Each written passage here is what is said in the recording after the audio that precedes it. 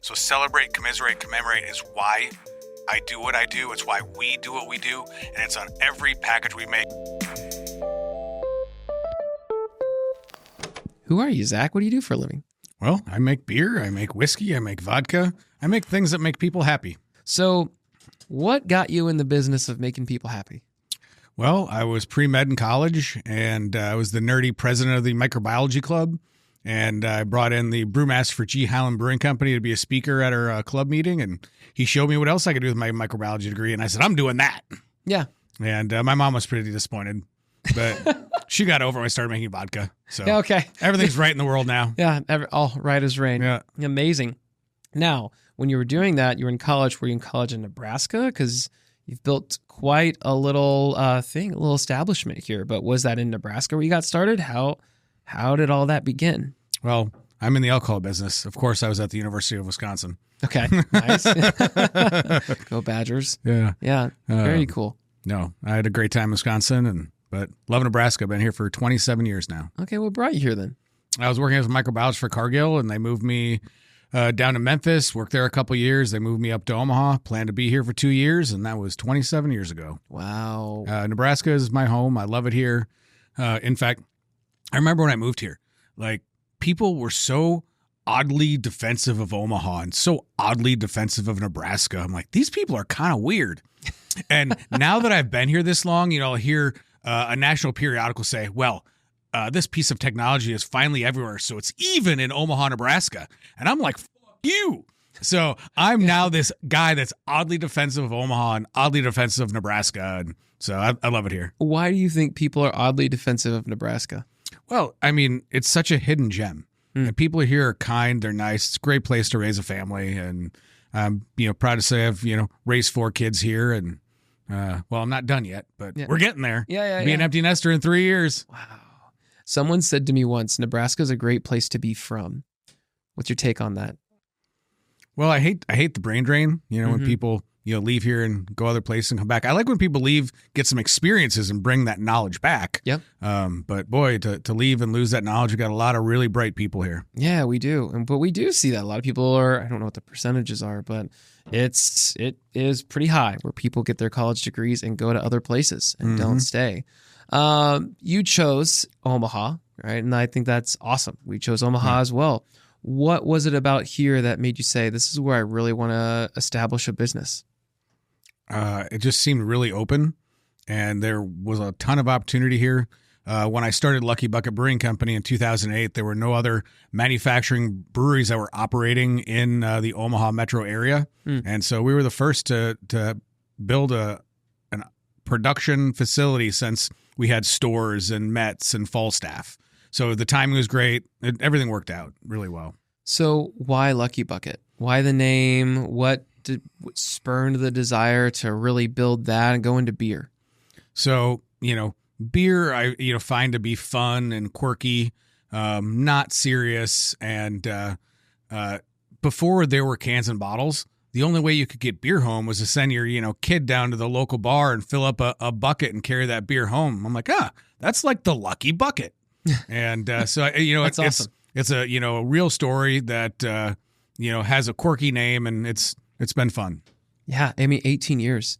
Yeah. I've been there a number of times. Yeah. Lots of fun, especially for a few Oktoberfest events. It's a really, really good time. If you're listening in Omaha, go visit. It's Lucky Bucket's. I can endorse that one. I've actually been there. We do brewery tours at 4:00 every Saturday. Just sign up on the Lucky Bucket website. Okay, but you didn't stop with Lucky Bucket. Then you got into Brickway Brewery. So Yes, tell me about that, right in the heart of Omaha, downtown. Yep. I took all the things that went well out at Lucky Bucket, and I was able to kind of do the things that worked well and do them again, and do the things that I didn't think go as well and do them differently. So, for instance, Lucky Bucket is out in an industrial district where there are more semis than there are people. There's no walking traffic out there. Where, downtown here, just in the heart of the old market, is so vibrant, and I love this neighborhood a ton. Yeah. So in that time, you said you learned a lot. Obviously, location's one of the things. Brickway is not limited to just beer. So take me through that. What other key learnings did you have from Lucky Bucket that said, we need to adapt, do something else? Well, we've got about 5 hours of content here, so I'm leaving out some details here. There, I also have a distillery out in La Vista on the Lucky Bucket site. Okay. So when I named Lucky Bucket, that fun quirky thing, I felt like spirits was a little more serious, a little more elegant. And so when I built it in 2008, I started Nebraska's first distillery since Prohibition, and it was called the Solace Distillery. Solace is happiness or joy in Scottish Gaelic. Wow. And that ran as Solace Distillery till 2012. Yeah. And I built it with 2 partners that I gave equity to for free. And one guy showed up every single day and worked 100-hour weeks with me for 4 years. The other guy never showed up. And he showed up one day. I'm like, he's here to give me a path to buy him out. This is great. He hasn't done shit. Yeah. And sat down and said, well, we need to have a formal meeting. To do that, we either need to wait 10 days based on our bylaws, or we can vote today. And if it's unanimous, have the meeting today. I'm like, let's vote today. And we had the meeting. And soon once we all voted, he said, well, we vote you out. We need your computer and your keys. And we have 3 Sudbury County police officers here to escort you out of the building. Wow. These 2 guys that I have equity to for free found a loophole to steal my company from me. So, real deal. Oh, my gosh. That was May 31st of 2012. Well, that's a lot. So what's your key lesson out of that? Don't give equity away for free. Yeah. So that's what really spurred, my ability to go out there and do something truly different. And that's when I started Brickway Brewing Distillery down here in the old market. And I'm proud to say it only took me 16 months from the day I got whacked to have the ribbon cutting downtown at Brickway. Wow. And, another thing I learned is I was building Lucky Bucket brand and I was building the Solace Distillery brand at the same time. That's a heavy lift for a small company. Yeah. And so at Brickway, we have one name, Brickway Brewery and Distillery. I didn't, venture out and try to do 2 brand names, one for beer and one for liquor. So totally another one of those lessons. But I ended up in 2023, I bought Lucky Bucket back. Wow. And I bought it for less than I sold it for. So, wow, hey, one of those fun entrepreneur things, you and Dave Portnoy with a Barstool. Look at that. That's amazing. So with, you were talking about branding here. Brickway, it has this, I would say 90s Los Angeles kind of city grunge vibe aesthetic to it, from the typography to the color palette. What went into that decision to take more of this street look to Brickway Brewery and Distillery? Well, I'm awesome at making spirits, and I love making beer. Marketing and branding, I've got some guys who are real professionals there. So I started, when I did this, working with a company that was called The New Black. They're right downtown here in that old Budweiser warehouse that's now, around that new Lawrence Gardens, beautiful garden. But those guys, they're on the ground. They're really talented fellas. And I'm still working with a number of those guys today, even though their company is disbanded. I'm working with a lot of them individually, and they really steered me in a great direction for the brand. That's amazing. So I was under the misconception before we had this today that Brickway was predominantly beer. And I don't know if it's been at Costco or what the deal is there, but I've seen mostly beer. Yeah. And then when in prepping for this, and as it's here, it's like, oh, there's also whiskey and like all sorts of different spirits, is what we were talking about earlier. So I'm curious, when people walk through your doors, what is it that sells? Are people predominantly coming in for beer, for whiskey? What's that look like? And when customers walk through your doors? When I look at my sales sheets in the morning to see, by item, our number 1 item is usually draft beer. Our number 2 item is the new restaurant we partnered with, Foxy Sushi. So you can now come in and get world-class sushi. It is terrific. The guy who started Blue Sushi and then branched off, and also recently just started Shiki, which is over at 49th and Dodge. That place is probably the most beautiful restaurant in this city. It is absolutely gorgeous. And our number 3 item then daily is generally spirit sales. But if you go onto the market, grocery stores, liquor stores, bars, restaurants, our number 1 SKU is our vodka, Brickway vodka. It is as premium as vodka gets. And we're able to sell it affordably because we're local. When I mention one of there's 3 tenets why our vodka is so good. One is the filtration we do. So many people that sell vodka talk about how many times it's filtered. Ours is filtered 3 times. Ours is filtered 5 times. Ours is filtered 13 times. Becomes a dick swinging contest on who can say a bigger number. But was that filtration for 1 minute or was that filtration for 1 hour? So number of filtrations is a meaningless number. So I developed a process called continuous filtration. Our vodka is continuously filtered through coconut shell charcoal for a minimum of 48 hours. It makes it as pure as it can be. Then other salespeople talk about the water they use to bring it to bottling strength.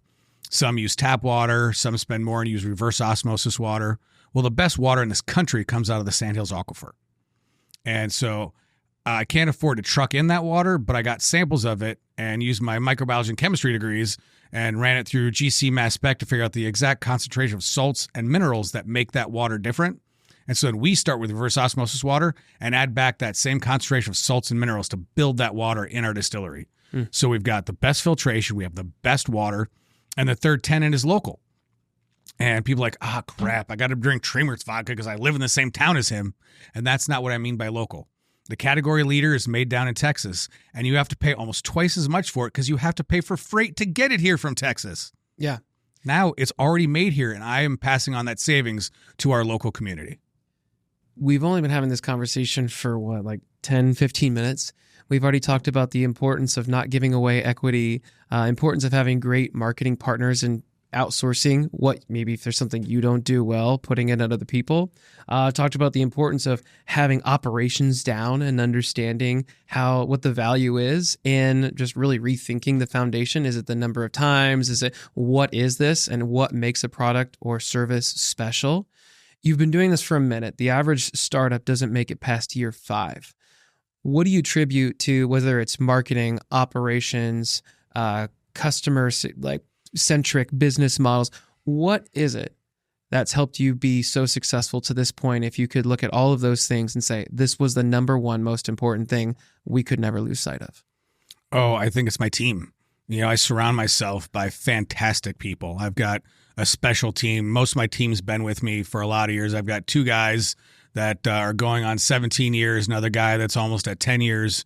I've got a terrific team I've surrounded by, and they make me look good all the time. How do you keep a good team around you, and what do you look for in surrounding yourself with talented, amazing people? Don't be an asshole. Okay. Tell me more about that. I treat my guys with the utmost respect, and I give my guys unlimited vacation. I just tell them, get your job done.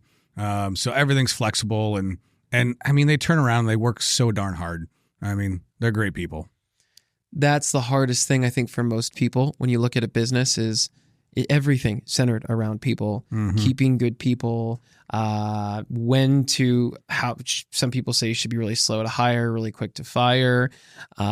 It's tough. Yeah. People are really, really hard. You can hire someone that passes through everything in terms of the interview process, and then they just stop showing up to work, right? I swear to God, interviews are almost worthless. Like people bring their, representative that, everybody's on their best behavior for the first 2 weeks, and then you see who the, people are. I mean, obviously we still interview, but we've been disappointed quite a few times. Yeah, sure. So what does that process look like for you bringing in then? I mean, you say interviews are pointless. How do you find good people? This city is a big, small city. And so that word of mouth and references is really, the number one way to track the right and find the right people. And then it carries through when you do have good people. They not only want to take care of your business, but usually your clientele as well, customers that walk through the door. If you have people that aren't happy, customers typically aren't happy. Chick-fil-A's operational model of overstaffing, making sure they always have someone that's taking care of, whoever's taking care of a customer isn't overworked, is happy, ready to come into work, and excited to take care of people.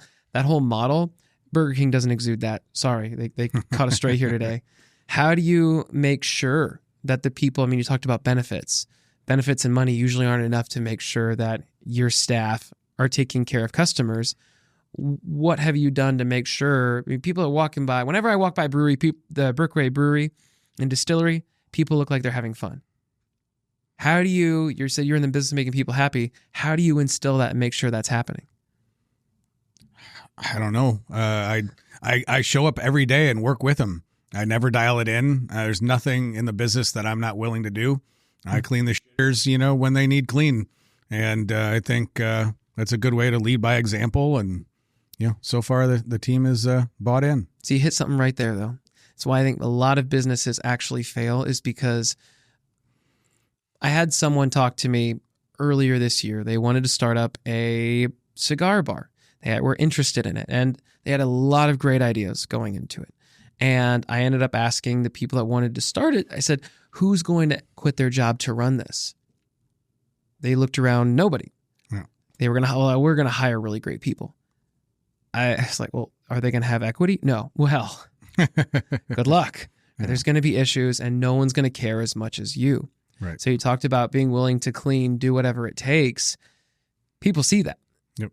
They see that you're willing to roll up your sleeves and do what needs to be done. Okay, well, that sets the tone. I better do the same. Do you believe, from the people you've seen start businesses, because you're in a part of the EO Entrepreneurs Organization. I am. How many entrepreneurs do you think have that same mindset as you? What percentage? I would tell you that within EO, this bunch of people is some of the coolest people I've ever had the opportunity to get to know. And I don't know if I know anybody in that organization that isn't just working hard every single day. And so, I'm learning from them every day. It's such a great group of folks.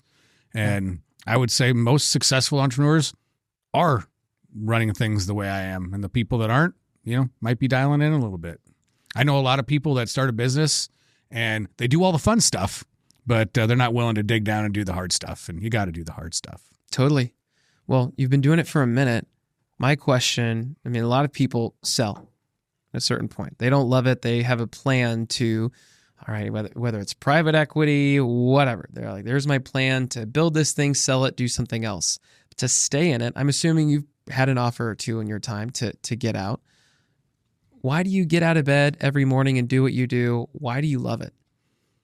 Because we're crafting these amazing beverages. And really, you're asking about the why.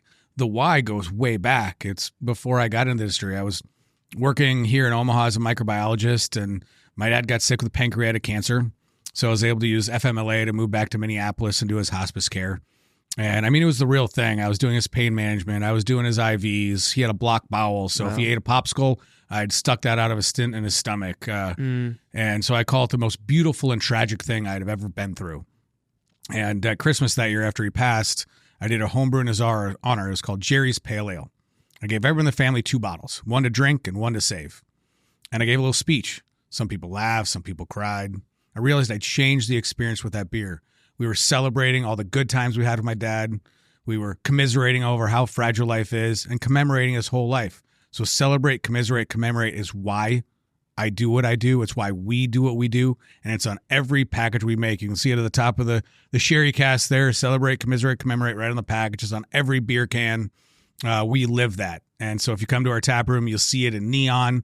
You'll see it on signs on the way to the bathroom. It's awesome. And that keeps me up in the morning. Just helping people in the great times and the sad times and all the times we just share together. Yeah. And when you can clearly articulate the mission you're on, it helps attract like-minded people who want to be on that mission with you. So that's phenomenal, man. Well, before I let you go, and we try more of these, while my staff is still sober enough and producers here, like the camera still hasn't fallen to the ground yet. One question we ask everyone as they come on, your mission is clear, but if you were to look at your life when it's all said and done and it was made up into a cassette or CD and there was a song for every area of your life, but you had to pick one that you would hope would best exude the work you did in your career, what song would you pick? I grind every day, but I know how to play hard as well. My wife and I are fortunate to do quite a bit of international travel. And, if I died today, I'd say the song would be I Lived by One Republic. Oh, man. You know what? I actually know this song. I felt like I had a pretty deep music knowledge and then started this podcast. And if we turn this into a playlist, the genres would be everywhere. But actually, I heard this one. So That's awesome, man. Well, for the folks who are listening today and they are in Omaha, they know what to do. But if maybe they're not, maybe they want to check it out, they want to follow you online, where can they go if they want to learn more about you, Brickway, Lucky Bucket, all of it? Well, there's a beautiful thing. Today, literally today, it's Friday, we launched our online store for our whiskeys, our really nice whiskeys. So if you go to drinkbrickway.com, click on buy or click on shop now, and we are shipping to 44 states in the United States of America. Wow. So this is brand new for us. I'm super excited. So if you're not in Omaha, you can't get downtown to Brickway, you can buy this triple wood online and they ship it straight to your door. Amazing. Well, Zac, thank you so much for taking time to sit down with me. Thanks for bringing treats, show and tell, first time on the Biztape. Yep. So certainly appreciate it. And for the listener who pulled up a chair, I don't know if you're on your commute, mowing the lawn, doing the dishes, whatever you were doing, thanks for checking out this week's episode of the Biztape. I think you're going to want to hit subscribe. I don't know who we're going to talk to next, but I know it's going to be good. And I also know you're not going to want to miss it. See you then.